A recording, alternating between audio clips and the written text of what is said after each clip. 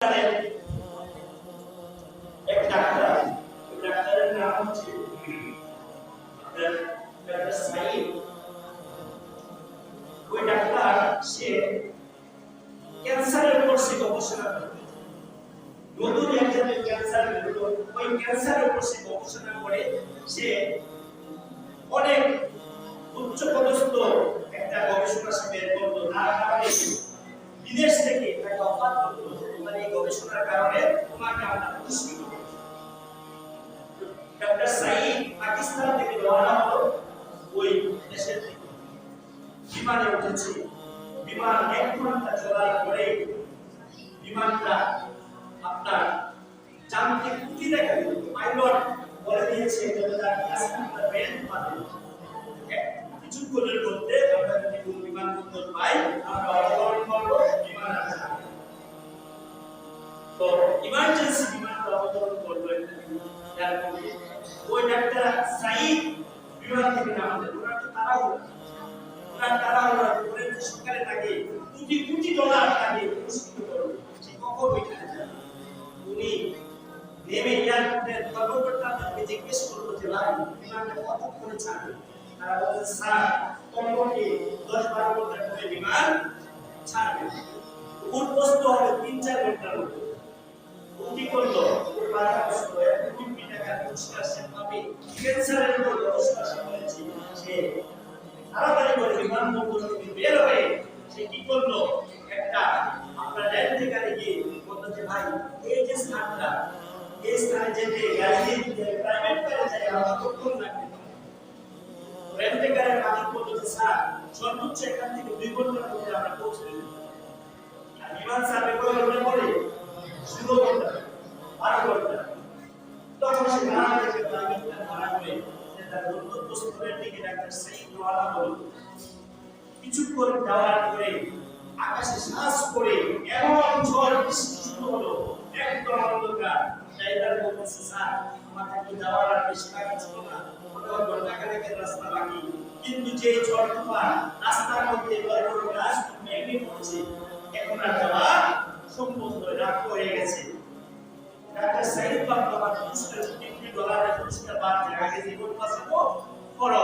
সে বলল ঠিক আছে, গাড়ি মার্কিং করে গাড়ি থেকে তাড়াতাড়ি না, গাড়ি থেকে নেমে রাত্র অন্ধকার উৎপুট অন্ধকার ঝড়ের তাপ হচ্ছে, কোনো জনবসতি নাই, একটা টিম টিম করে জ্বলছে একটা আলো তারা দেখতে দৌড়ে গেল।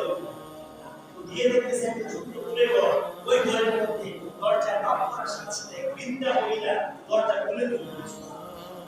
ওই বৃদ্ধা মহিলা দরজা খোলার পরে ডাক্তার সেই জিজ্ঞেস করতেছে মা আপনার ঘরে কোনো দুষ্টুক আছে, আমরা বিপদে পড়েছি, যদি দয়া করে একটু আশ্রয় দিন।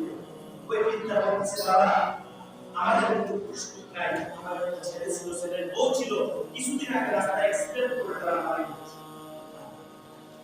আমার ছোট্ট একটা নাতি আছে, আমি আছি, কোনো দুষ্টুক নাই, সমস্যা নাই, আপনারা আসেন, আমি আপনাদের ডাক্তার সাইদ ঘরের মধ্যে প্রবেশ করলো। উনি ডাক্তারের ব্যবস্থা করলো। দেখলো যে নাতিটা ছিল ওই মহিলা, ওইটা অসুস্থ, একটু পরে পরে চিৎকার দিয়ে উঠল। ডাক্তার সাইদ বলতেছে যে বৃদ্ধ মা আপনার ঘরে ছোট্ট একটা আপনার নাতি একটু পরে পরে চিৎকার দিয়ে উঠি, ব্যাপারটা কি অসুস্থ না?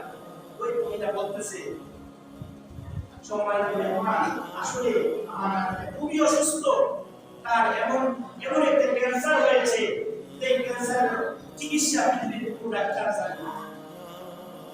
তো ওই ডাক্তার সাইদ জিজ্ঞেস করতেছেন যে মা আপনি কোন ডাক্তার দেখিয়েছেন? ওই মহিলা বলতেছে তাকে আমি এলাকার বড় ডাক্তার দেখিয়েছি। তো ডাক্তাররা বলতেছে একজন ডাক্তারের নাম বলেছে, ওই ডাক্তারই শুধু এই ক্যান্সারের চিকিৎসা করতে পারে। বাবা এত বড় ডাক্তার, পাকিস্তানের ডাক্তার, তার কাছে যাওয়ার মতো অর্থ আমার নাই, এরকম সময়ও আমার নাই, আমি রাস্তাঘাটে চিনি না, আমি কিভাবে যাব? আমি এখানে আমার ডাক্তারে নিয়ে পড়ে আছি, আর প্রত্যেক নামাজের পরে 5 ওয়াক্ত সালাতের পরে আল্লাহর কাছে দোয়া করি, আল্লাহ আমার ক্ষমতা নাই, আমার অর্থ নাই, আমার যাওয়ার কোনো ব্যবস্থা নাই, তুমি দয়া করে পাকিস্তানের ডাক্তার সাইদ কে যাতে আমার নাতিকে দেখাতে পারি এমন একটা ব্যবস্থা করি। ডাক্তার বলতেছে বৃদ্ধ মা আপনি সত্যি বলতেছেন? আল্লাহর কসম করে বলেন যেটা বলতেছে, সম্মানিত মেহমান, আমি আপনার সাথে মিথ্যা কথা বলার কি কারণ আছে? আমি তো মিথ্যা বলার কারণ না। ওই প্রেসক্রিপশন দেখেন, প্রেসক্রিপশনের মধ্যে ডাক্তাররা বলেছে একমাত্র পাকিস্তানের ডাক্তার সাইদি এই ক্যান্সারের চিকিৎসা করতে পারবে, এই ক্যান্সারের ওষুধ দিতে পারবে। এটা চিকিৎসা পৃথিবীর কোনো ডাক্তার জানে না। তখন ডাক্তার সাইদ কিছুদিন পরে ছেড়ে দিয়ে বলতেছে, বৃদ্ধ মা, আপনাকে ডাক্তার সাইদের কাছে যেতে হবে না। আল্লাহ যে কিভাবে মুমিন বান্দার দোয়া কবুল করে, আল্লাহ যে মুমিনের ডাক কিভাবে কবুল করে, এটা আমার বুঝ হয়ে গেছে।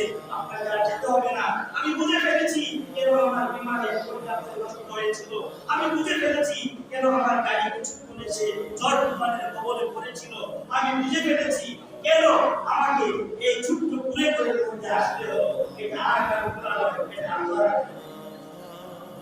আপনি তো আল্লাহর কাছে গিয়েছেন, আল্লাহর কাছে দোয়া করেছেন, আল্লাহ আপনার দোয়া কবুল করেছেন। ডাক্তার সাইদের কাছে আপনাকে যেতে হবে না। ডাক্তার সাইদ নিজে আপনার ঘরে উপস্থিত হয়ে গেছে। আমরা ডাক্তার সাইদকে বিপদের মধ্যে ফেলে, বিমান নষ্ট করে, গাড়ি নষ্ট করে, ঝড় তুফানে ফেলে আপনার এই জীর্ণ কুটিরে উপস্থিত করে দিয়েছে। এই দোয়া কবুলের জন্য আল্লাহর কাছে যাওয়ার চাইতে পারি, দোয়ার মতো দোয়া করতে পারি। আল্লাহ পাক আমাদের দোয়া কবুল করতে সর্বদা প্রস্তুত। আমরা আমাদের প্রত্যেককে আল্লাহর কাছে সাহায্য পাওয়ার তৌফিক দান করুন বলে আমিন। ইyyaka না'বুদু ওয়া ইyyaka নাস্তাঈন। আল্লাহ তোমার কাছে সাহায্য চাই, তোমার ইবাদত করি, এই কথাগুলো মানার তৌফিক দান করুন বলে আমিন।